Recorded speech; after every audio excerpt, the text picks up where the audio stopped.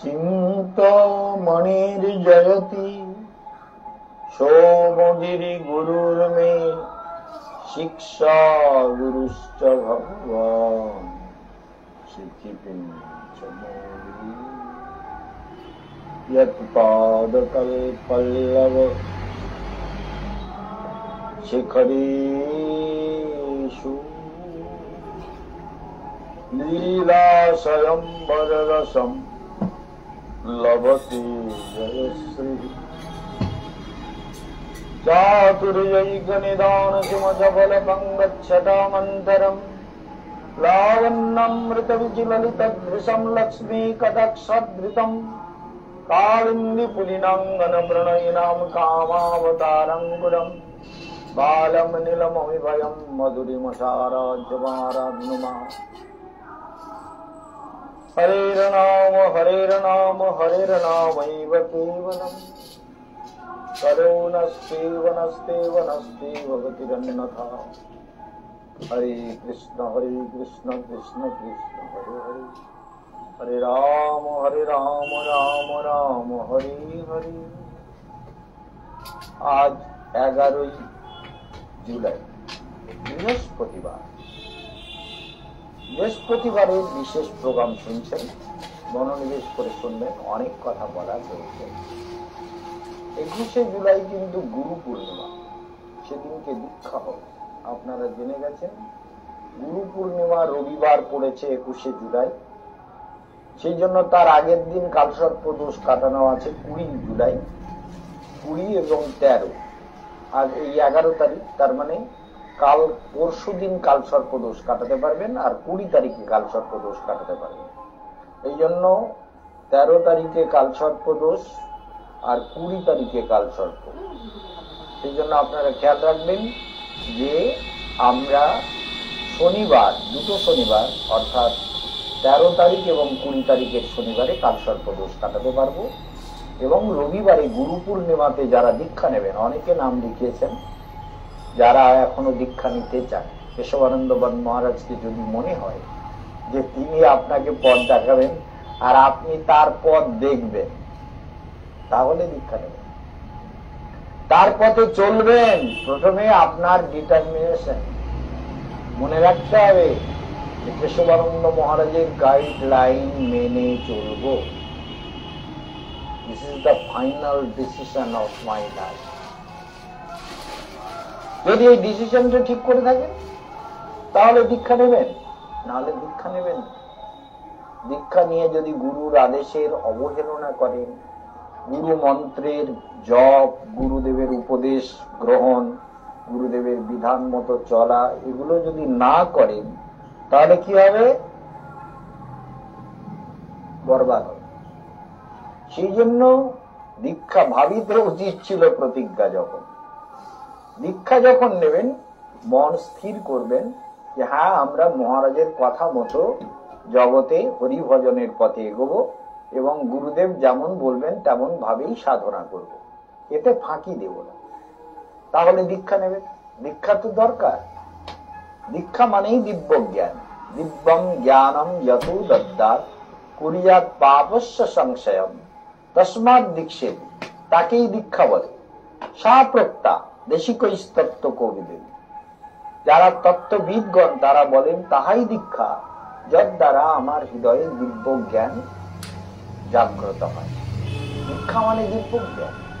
সেই জন্য 21 তারিখে যারা দীক্ষা নেবেন আর পরশু দিন যারা কালসর্প দোষ কাটাবেন না, এখন ভাগ্য বিচার করে নেবেন, বিচার টিচার করে কালসর্প দোষ কাটাবার পথ নেবেন। যারা আমাদের সঙ্গে পরিক্রমায় যাবেন বলে এখনো যদি কেউ মনে করেন যে মহারাজ আমার কিন্তু যাওয়ার খুব ইচ্ছা, টিকিট কি হবে, তাহলে সঙ্গে সঙ্গে ফোন করবেন, বিলম্ব করবেন না, যে আমি যেতে চাই। যদি তার টিকিট হয়, শুধু বৃন্দাবন কিংবা শুধু গঙ্গোত্রী দুটো মিলেই যদি করতে চান, সেরকম টিকিট পাওয়া যাবে কিনা আপনারা জেনে নেবেন। টিকিট পেলেও পাওয়া যেতে পারে বিভিন্ন লেডিস কোটাতে কিংবা সিনিয়র সিটিজেন কোটাতে। সেই জন্য আমরা চেষ্টা করব টিকিট পেলে আপনাদের নিয়ে নেওয়ার। যাই হোক, তাহলে আপনারা কি শুনছেন? প্রহ্লাদ মহারাজের পিতাকে ত্যাগ করেছিলেন। হোলিকা হিরণ্যকশিপুর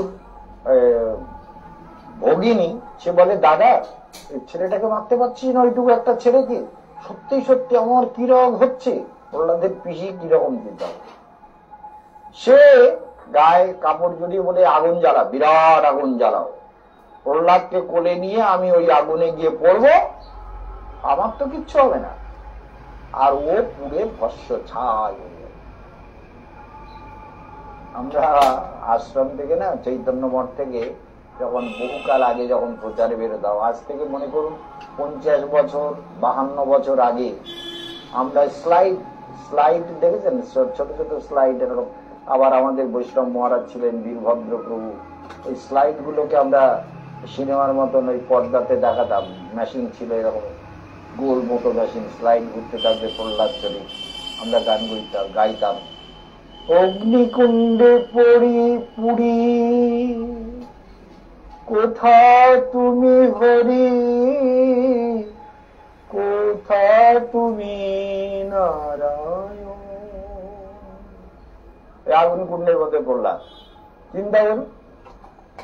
তাহলে হোলিকা ওর মধ্যে কি হয়ে গেল, মানে এমন একটা হাওয়ার ঝোঁকা এলো, ভীষণ হাওয়ার দমকাতে, সেই দমকা হাওয়ায় হোলিকার গায়ের চাদর সব উড়ে টুড়ে গিয়ে প্রহ্লাদের গায়ে জড়িয়ে গেল, আর হোলিকা আগুনে দাউ দাউ করে পুড়ে মরলো, আর প্রহ্লাদ চুপ করে অগ্নিকুণ্ডে বসে আছে। নারায়ণ নারায়ণ পরাবেদ নারায়ণ পরাক্ষর, নারায়ণ নাম করছে, কিচ্ছু হয়নি। আর আগুন থেকে বেরিয়ে আসলো, সবাই দেখছে।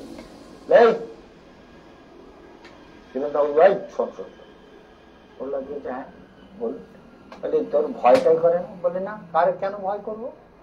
নারায়ণ তো সব জায়গায়, আগুনের মধ্যেও নারায়ণ, আমি তো আগুনের মধ্যে নারায়ণকে দেখতে পাচ্ছি। হ্যাঁ, আগুনে, জলের মধ্যে, পাহাড়ে, আকাশে, সব। হ্যাঁ, সর্বত্র বিদ্যতে হরি, আমার নারায়ণ সর্বত্র বিদ্যমান। এই মূর্খ, যদি সর্বত্র, যদি সব জায়গাতেই তোর নারায়ণ আছে, তাহলে এই যে স্ফটিক স্তম্ভ, মানে এই যে কাঁচের একটা স্তম্ভ, একটা পিলার, একটা সুন্দর একটা কাঁচের স্তম্ভ, এর মধ্যে তোর হরি আছে। কশ্চিৎ স্তম্ভে ন দৃশ্যতে, কেন এই স্তম্ভের মধ্যে হরিকে দেখা যাচ্ছে না? প্রহ্লাদ, আমি কিন্তু প্রহ্লাদকে দেখতে পাচ্ছি, আপনারা দেখতে পাচ্ছেন কিনা জানি না, আমি দেখতে পাচ্ছি প্রহ্লাদকে, যে প্রহ্লাদ চোখ বন্ধ করার সঙ্গে দেখছি। প্রহ্লাদ বলছে কেন দেখতে পাচ্ছে না? হরি আছে তো। প্রহ্লাদ যে আলিঙ্গন করলেন, ওই স্তম্ভটাকে হাত দিয়ে জড়িয়ে ধরলেন এরকম করে, ধরে বলছেন হরি আমার কথার মান দেখো। কশ্চিৎ স্তম্ভে ন দৃশ্যতে, বলি কি বলছো বাবা? আরে অসুর বাড়িও, অসুর রাজ বাবা আর সম্বোধন করছেন না কিন্তু প্রহ্লাদ। হে শ্রেষ্ঠ অসুর, এই জগতের দুঃখের কারণ কি জানো? তোমারও দুঃখের কারণ তাই। অসুর বাড়িয়ে দেখি নাম সবুজ বিঘ্ন মানা, উদ্বিগ্ন, যেমন তুমি, তোমার সব শান্তি আছে, কিন্তু তুমি উদ্বিগ্ন আমার জ্বালায় পড়ে। আমি কি করি, আমি তোমার ছেলে, আমি কি তোমার সাথে লড়াই করতে যাচ্ছি? তা আমাকে নিয়ে দেওয়া উদ্বিগ্নতা কেন? দুঃখের কোনো কারণ নেই, দুঃখটা কারণ তৈরি করে তুমি উদ্বিগ্ন, সমুদ্বিগ্ন মানা। কেন? জ্ঞান অসৎ, কেন অসৎ বস্তুর ধ্যান করে তুমি ভাবছো আমি মরবো, আমার যদি মৃত্যু হয় আমি মরবো না? আরে মরবো না এরকম কিছু হয় জগতে? তুমি তো এইসব মিথ্যা চিন্তা করে উদ্বিগ্ন।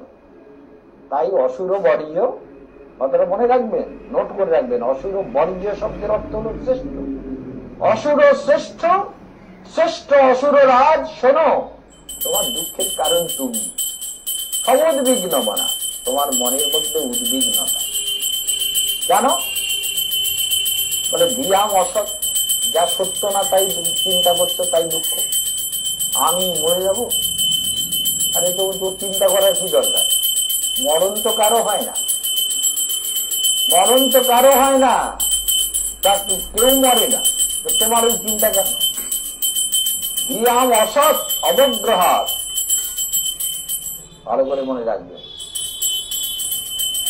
ধীরাম অসতবগ্রহাৎ। কি মনে পড়ছে তো? তৎসাধুবন্যে অসুরবর্য দেহিনাম, দেহিনাম দেহদারী জীবের এটাই পরিণাম। দেহিনাম সমুদ্বিগ্ন মনা ধিয়াম অসত অবগ্রহাৎ হিত্তাত্মপাতম গৃহমন্দকূপম বনম গত যদ হরিমাশ্রয়িত। কি হলো বলেন তো? তৎসাধুবন্যে, আমি যাহা সাধু বলি তুমি তো তাহা বোঝো নাই। অসুররাজ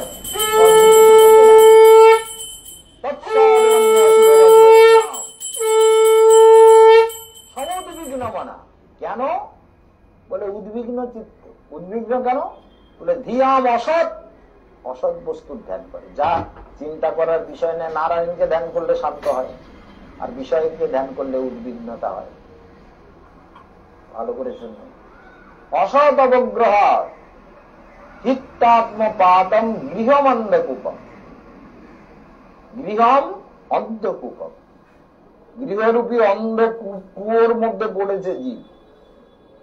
যেমন মহারাজ আপনি পড়েছেন, অসুররাজ আপনার পরিণতি যেমন। বলে তাহলে প্রকৃত মঙ্গলের পথ কি? ভালো করে মনে রাখবেন। তৎসাধুবন্যে, প্রহ্লাদ বলছেন আমি উত্তম পথ মনে করি বনম গত যৎ হরিমাশ্রয়, বনে গমন করে হরির চরণাশ্রয় করা, হরিতে চিত্তকে সমর্পণ করা, হরিতে হৃদয়কে সমর্পণ করা, হরিকে মনে প্রাণে বরণ করা, ধ্যান করা, মন্ত্র জপ করা, এ হরিকে আশ্রয় করে নেওয়া, যে হরি তুমি ছাড়া আমার কেউ নেই। গোপীনাথ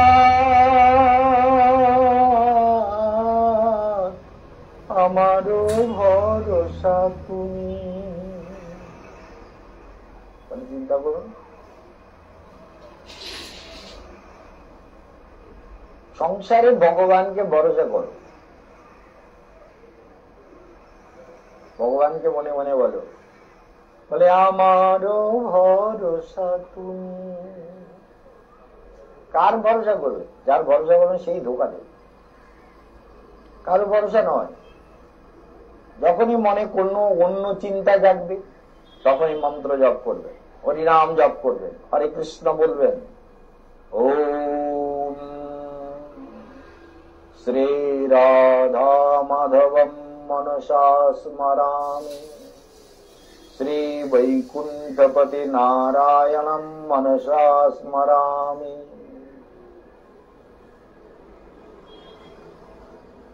অদ্ভুত একটা ব্যাপার, যার মধ্যে এলো কিছু একটা গন্ডগোল হয়।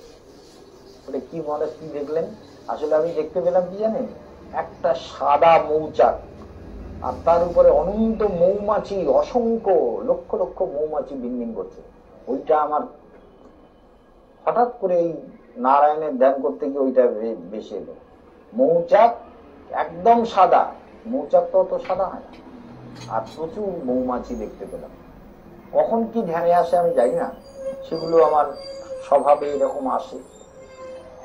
তো যাই হোক, কিছু একটা তো এই যে ভোট পর্ব, এতে কিছু একটা তো ঘটনা ঘটতে চলেছে, সেটা আমরা সবাই দেখতেও পাচ্ছি চোখেও, আর ঘটনাগুলো ঘটছে পরিণতি। আমি তো এখন বলছি ভোট করতে গিয়ে এখন তো কত জুলাই মাসের প্রোগ্রাম হচ্ছে, 11ই জুলাই, তাই তো? 11ই জুলাইয়ের প্রোগ্রাম হচ্ছে। তাহলে 13ই জুলাই শনিবারে কাল সর্পদোষ কাটানো আছে। ভাগ্য কেউ যদি যেতে চান চেষ্টা করতে পারেন, এসব কথা বলা হয়ে গেছে। এখন কি হচ্ছে না, প্রহ্লাদ মহারাজ বলছেন হিত্তাত্মপাতম গৃহমন্দকূপম বনম গত যদরিমাশ্রয়িত। তোমার পরিণাম খুব খারাপ বাবা, অসুররাজ তোমার পরিণাম খুব খারাপ। বলে কেন? বলে তুমি গৃহরূপী অন্ধকার কুয়ার মধ্যে পড়ে হাবুডুবু খাচ্ছ। অসভ্য। হ্যাঁ, সেই জন্য নারায়ণকে দেখতে পাচ্ছ না। আমি তো নারায়ণকে, তুমি দাঁড়িয়ে আছো, আমি দাঁড়িয়ে আছি, তোমার আমার মাঝখানে যে ব্যবধান, এখানেও আমি নারায়ণকে দেখতে পাচ্ছি। হ্যাঁ, বলে স্তম্ভে আছে? বলে হ্যাঁ। বলে তাহলে এক কোপে তোর নারায়ণকে এক্ষুনি বের করো।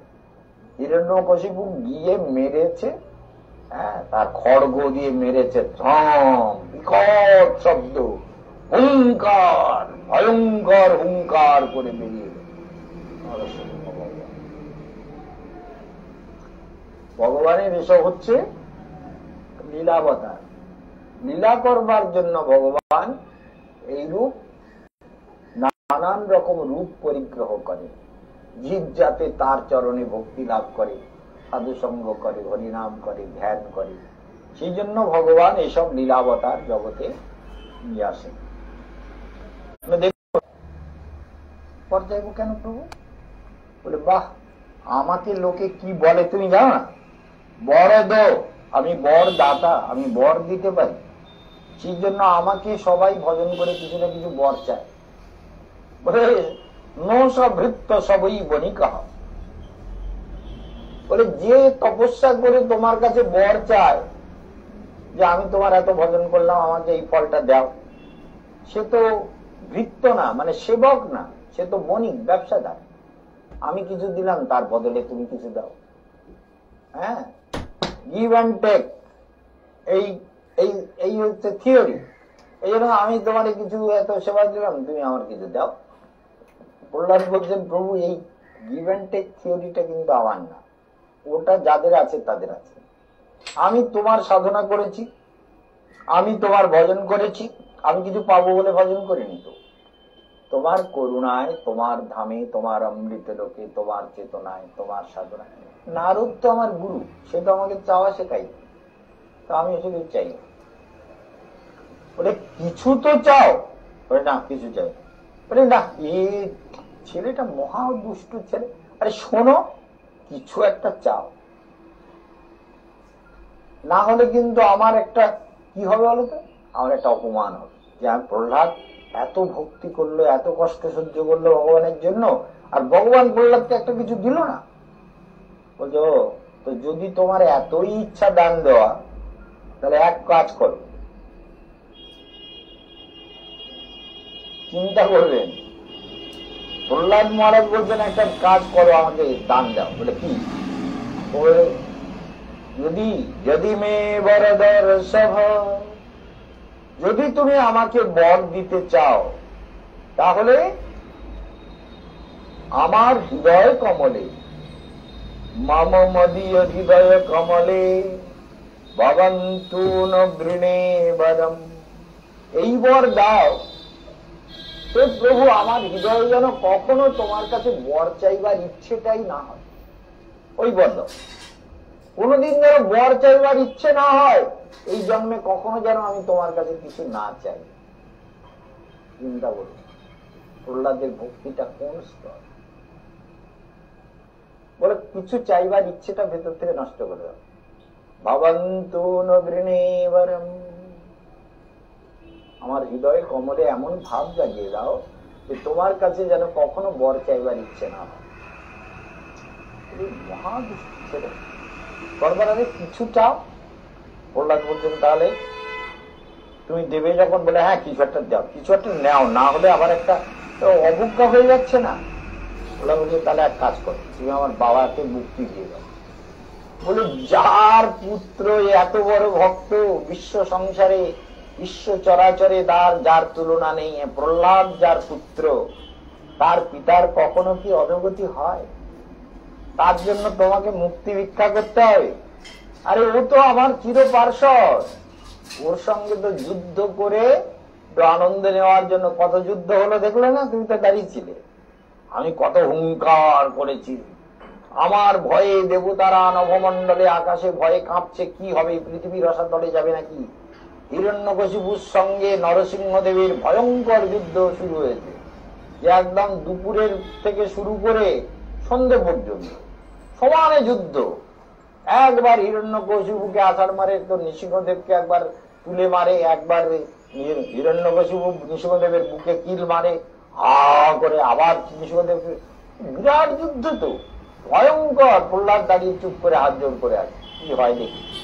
আর দেবতারা ভয়ে কাঁপছে, লক্ষ্মী ভয়ে কাঁপছে। বলে কি প্রভু এত রেগে গেছেন? নারায়ণ সব্যহাস করেছে, আমি সামনে গেলেও আমাকে বলে কে ফেলবে। কি ভয়ঙ্কর কি রূপ, আর কি রাগ, আর কি চিৎকার, আর কি বিশাল বিশাল চোখ, আর কি ভয়ঙ্কর ভাবে আক্রমণ করছে। লক্ষ্মীরও ভয়। যখন যুদ্ধ থেমে গেল, হিরণ্যকশিপুকে মেরে ফেললেন, ভগবান গর্জন করছেন, লক্ষ্মীকে বলছেন, মা তুমি যাও, তুমি গিয়ে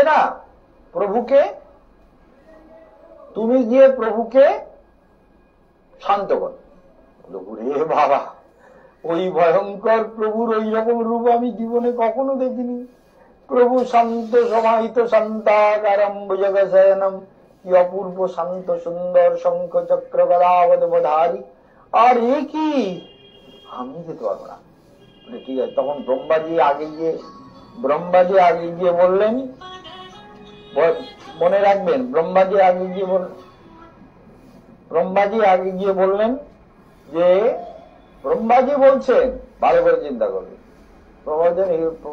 প্রহ্লাদ তোমার জন্য ভগবান এই রূপ ধারণ করেছে, তুমি যাও, আমরা সবাই ভয় পাচ্ছি। বলছে আমার কোনো ভয় নেই, প্রভুর কাছে আবার ভয়। প্রহ্লাদ ধীরে ধীরে নৃসিংহদেবের কাছে এগিয়ে গেলেন, আর নৃসিংহদেব প্রহ্লাদকে কোলে তুলে নিয়ে, চিন্তা ওই কোলে কিন্তু ওর বাবাকে নিয়ে কি করেছে, তো আকাশে মরবে না, মাটিতে মরবে না, ঘরে মরবে না, বাইরে মরবে না, দিনে মরবে না, রাতে মরবে না, অস্ত্রের দ্বারা মরবে না, পশুর দ্বারা মরবে না, মানুষের দ্বারা মরবে না, দেবতার দ্বারা মরবে না, মরছে কার দ্বারা, নখের দ্বারা। আর কোথায় মরছে, উরুর উপরে, না ঘরে না বাইরে, চৌকাটের উপরে রাখলেন, চৌকাটের উপরে বসে উরুর উপরে রেখে, আর দিনে নয় রাত্রে নয়, দিন রাতের সন্ধ্যাকাল, সেই সময় উরুর উপরে, মানে সব বট্টর বাদ দিয়ে সংহার করে। সেই জন্য প্রহ্লাদ মহারাজ, ভগবান নৃসিংহদেব তাকে কোলে তুলে নিয়ে বলছেন, প্রহ্লাদ তুমি, তোমার মতো পুত্র যার, তার কি উদ্ধার, এত যুদ্ধ হলো কেন, তোমার বাবাকে মারতে আমার 1 সেকেন্ড লাগে? ওদের যুদ্ধ, বীর রস আশ্বাস, ভগবানের 12টা রস, সত্য গৌণ আর পঞ্চমুখ্য, বীরত্বের রস আস্বাদন করবার জন্য যুদ্ধ করবার একটা আনন্দ আছে না। যুদ্ধ মানে ছোটবেলা আমরা যুদ্ধ করতাম, ওই যুদ্ধ করতে করতে তো ওই লাঠি নিয়ে ঘোরাতে আগুনে ফেলে দিয়েছিল ধাক্কা মেরে। যুদ্ধ করার একটা আনন্দ আছে, আরো অনেক ঘটনা আছে, সব গল্প ভাগবতে বলার দরকার নেই। তো যুদ্ধ মহাযুদ্ধ, সেই জন্য মহাযুদ্ধ করেছেন ভগবান নৃসিংহদেব। বলে এত যুদ্ধ আমার দরকার আছে নাকি তোমার বাবাকে মারার জন্য? এ তো আমার বৈকুণ্ঠের দাড়ি, জয় বিজয়, একজন হিরণ্যাক্ষ আর তোমার বাবা হিরণ্যকশিপু, এই দুজন আমার বৈকুণ্ঠের দাড়ি। এরা অভিশপ্ত হয়ে মৃত্যু লোকে এসেছে কেন? আমার বীর রসকে পুষ্ট করার জন্য।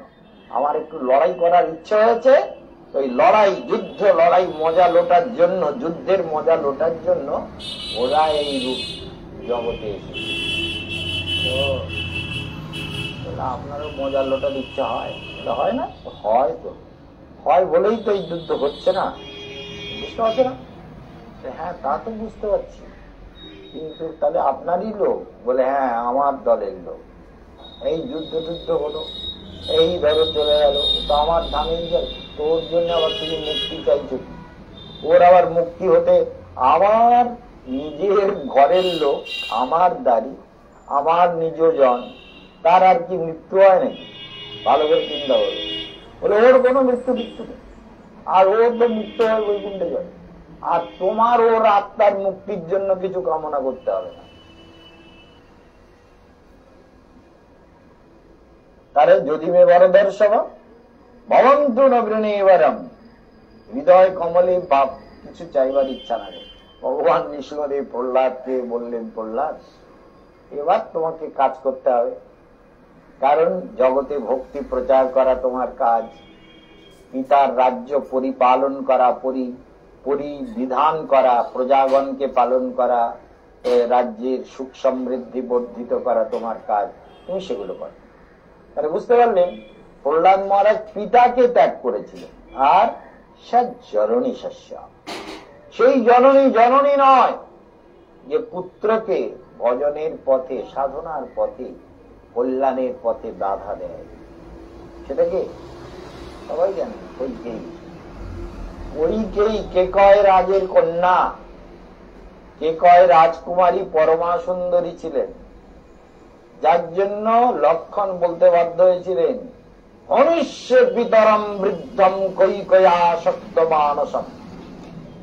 সুন্দরী কৈকেয়ীর প্রেমে যে বৃদ্ধ পিতা আসক্ত হয়ে রামের মতো পুত্রকে বনবাসে দেয়, আমি এক বাণে সেই পিতাকে জমালয়ে পাঠাবো। চিন্তা করুন, এ কিন্তু বাল্মীকি রামায়ণের শ্লোক। অনিশ্য পিতরম বৃদ্ধম কৈকেয়াসক্ত মানসম। কৈকেয়ীতে আসক্ত তো কি করো? রামচন্দ্র যখন শুনতে পেলেন তখন বলে, লক্ষণ শোনো, পিতার প্রতি যদি সত্যি সত্যি মনে এই ভাব থাকে, জীবনে আমি তোমার মুখ দেখবো না, এই জন্মে আর মুখ দেখবো না আমি ভাই হিসেবে তোমাকে, আমি বড়, তাই তোমায় বললাম দ্বিতীয়বার মুখে যদি পিতার বিরুদ্ধে কোন শব্দ উচ্চারণ করো, পিতা স্বর্গ পিতা ধর্ম পিতা হি পরমন্তপ পিতরি প্রীতিমাপন্নে প্রিয়ন্তে সর্বদেবতা।